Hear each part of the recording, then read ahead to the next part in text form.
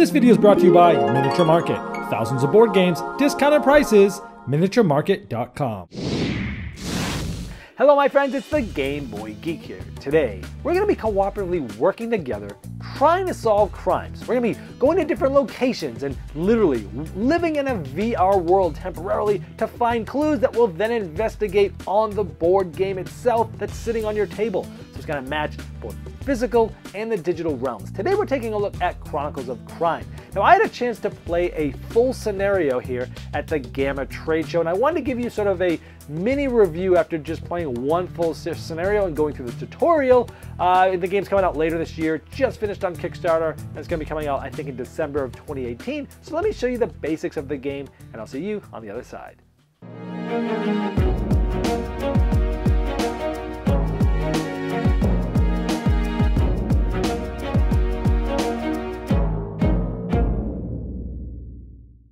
This is a cooperative game of crime investigation. It mixes a virtual reality or VR experience and board gaming, because there's reusable components that'll be used in multiple scenarios. Now, I think there's about 9 scenarios with all the stretch goals that were unlocked. There's cards of characters that you'll use to investigate, as well as clues and objects. And there's also different locations that you'll be going to investigate. And to do that, you use your device, and you'll be scanning it using the Chronicles of Crime app, and you'll be scanning QR codes, and it will just bring you through the story of things. Now, some locations allow you to use the VR to sort of look around for clues and allow others to look around for clues. So while you're looking around, you're just telling people what you see, and everyone else is looking for cards of clues on the table that might match up with something like that. You can bring them into the world, and you can start scanning those, and you can ask different people about different things. You can ask people about other people, people about themselves, people about locations. You can go to experts like the morgue or the hacker and ask them about specific things. It's really, really cool. Now, as I mentioned in the intro, I got a chance to play one full scenario of this at the Gamma trade show, so I wanted to give you my detailed feelings after one full playthrough. Well, first of all, we played the tutorial as well, but I'll get more to that later. First of all, the artwork. The artwork in this game is great. All the different characters, the way they look, it really brings you in. Even the location tiles and things like that. So it really brings you in. I think it's done really well. I mentioned the tutorial briefly. I like that there is a quick 15-minute tutorial to get you sort of used to the game. How does it work? How does the technology work? I know that a lot of people don't like technology in games, but I think this game is a great mix of both the physical world and the digital world. So, because you're going around, you're scanning things, you're talking to each other, and it works really well. The technology, I was very impressed with how smooth and how quick things scanned, but you know, using that is pretty cool. The cooperative method of questioning and passing the device around was a cool thing, because it kind of talks to you about, you know, it's a cooperative game and you don't want anyone to take things over, right? So you have one device that's being used, or I guess theoretically someone could do multiple devices, but usually we just had one, and you know, we have cards around the table, we're sitting around the table, and you know what? Hey, let's decide together to go ask this person about this piece of evidence, right? But you're sitting over there, why don't you do it? We give them the phone and they scan it, you know, maybe they scan 2 or 3 other things and they're like, you know what? Let's go over there and talk to this person over there. Okay, let's give the phone to them. And you're sort of passing it around, and it keeps it fresh, and it keeps it so that one person doesn't take it over. It kind of walks you through this tutorial, and I like that because it keeps everyone engaged. But if you're playing with someone who doesn't like technology, or doesn't work well with it, or has trouble seeing little electronic gizmos, or someone that's older that's just not into it, you know, they don't have to use the device, right? So I think it's got the best of both worlds there. I like that there's experts that you can go and talk to. So you can go to the morgue and get some hints, or you can go to the hacker. You know, let's find out some background information around here, or the criminologist. And I like how you can kind of use them throughout the game to find specific clues based upon either the things you see or the people. Now I really love the whole idea of, like, when you get to some of those locations, that VR thing is really cool. Some people might look at this and go, oh, that's a gimmick, but it's really not. It really works well where, you know, you're looking around, and, you know, I've tried it both with and without sort of the magnifying glasses. They both have their pros and cons. You know, with the magnifying glasses, it's kind of cool because you literally are like looking at the phone through there and you're looking around.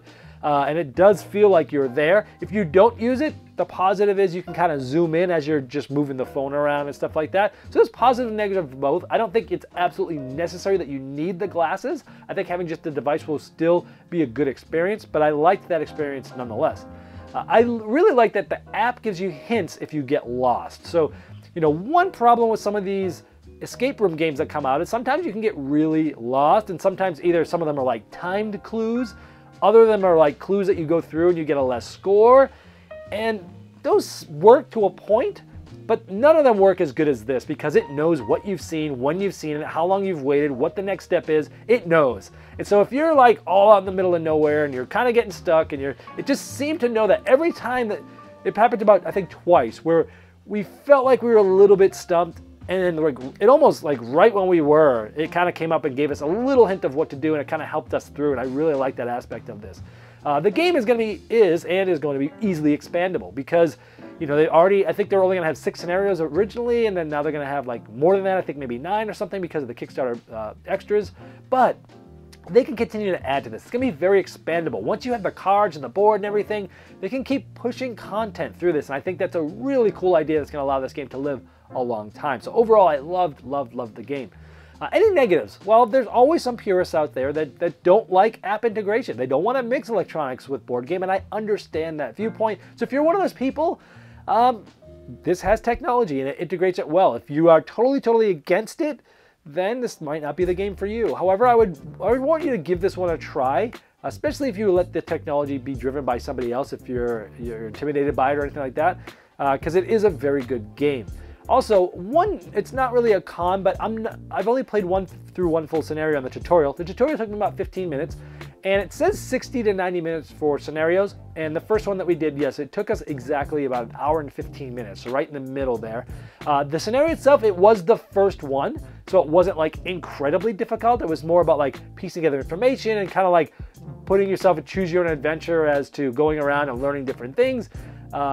But I can imagine they're going to get harder later. But the thing about this is I don't yet know, since these components are going to be used in can be used in every scenario, or future scenarios, or some scenarios. So you might have a character that's one person in one scenario and somebody else in another scenario, and I just don't know how I would feel as like an identical person would be a different character in another scenario. Would I be like, hey, that was the bad person in this scenario. I can't picture them doing anything else or doing this. I've got them in my mind as being something else, and that might be a hard thing to do. But maybe you could put that together and go, you know what? This person was doing this then, and now they're in a different part of their life and they're doing this now. So I don't know. It's going to be interesting to see how that feels when you're reusing the same components and the same people in different scenarios. I don't know. The jury's out. I'll have to feel that once I get to play them more later this year. But overall, this game was great. I really liked it.